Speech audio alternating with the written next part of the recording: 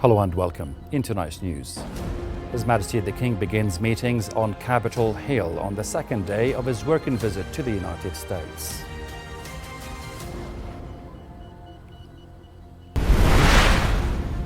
His Royal Highness Crown Prince Al Hussein is scheduled to meet senior Japanese officials and visit Jordan's pavilion at Expo 2025 in Osaka, Japan. And Israeli latest strikes on the Gaza Strip have killed nearly 50 Palestinians and injured over 140 others.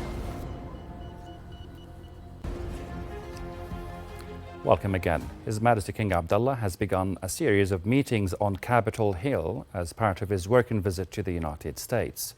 King Abdullah met with members of U.S. House Appropriations Committee's Subcommittee on National Security, Department of State and related programs in Washington, D.C. The King also met with former Speaker of the U.S. House of Representatives Nancy Pelosi. Earlier, King Abdullah met with the U.S. Secretary of State Marco Rubio in Washington, where discussions focused on the strategic partnership between Jordan and the United States and ways to deepen cooperation in various fields. On Gaza, King Abdullah stressed the urgent need for a full ceasefire and the resumption of humanitarian aid deliveries.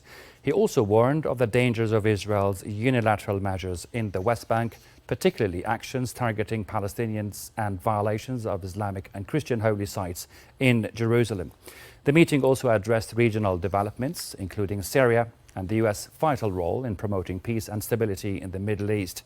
His Majesty reiterated the need to establish a political horizon for achieving just and comprehensive peace based on the two-state solution. His Royal Highness Crown Prince Al Hussein is scheduled to begin a working visit to Japan tomorrow.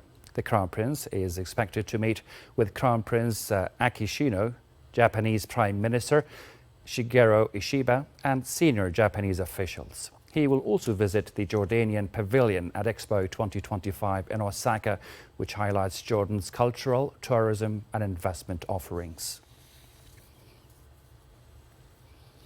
Government Communication Minister Mohammed Al-Momani says enhancing public awareness is key to countering hate speech and false information. During a meeting with the Bookland for Development organization, Momani said the ability to identify credible information and distinguish between opinion and hate speech is essential in an overwhelmingly growing space of information. He noted that Jordan remains one of the region's leaders in media literacy and that the government continues to engage directly with communities, youth and local institutions to explain policies and counter misinformation. The minister announced plans to launch new workshops in partnership with the Jordan Media Institute and Education Directorates across the kingdom, aimed at building national capacity in digital and media literacy.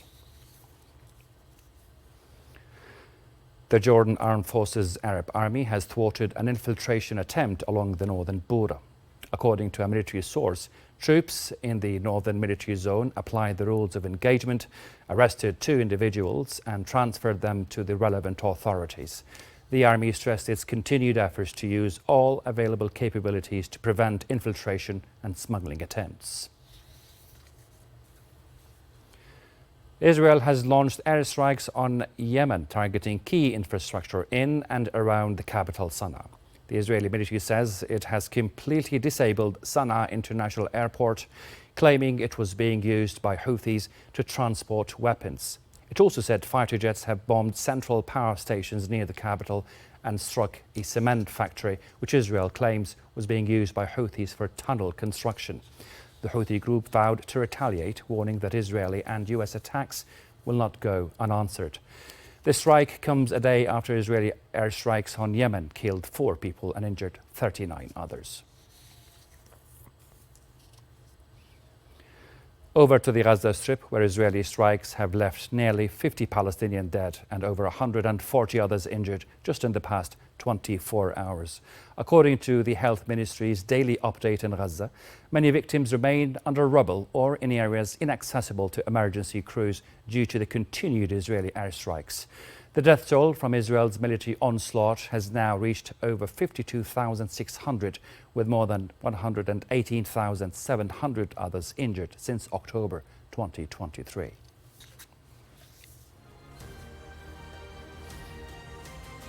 Thank you so much for your time.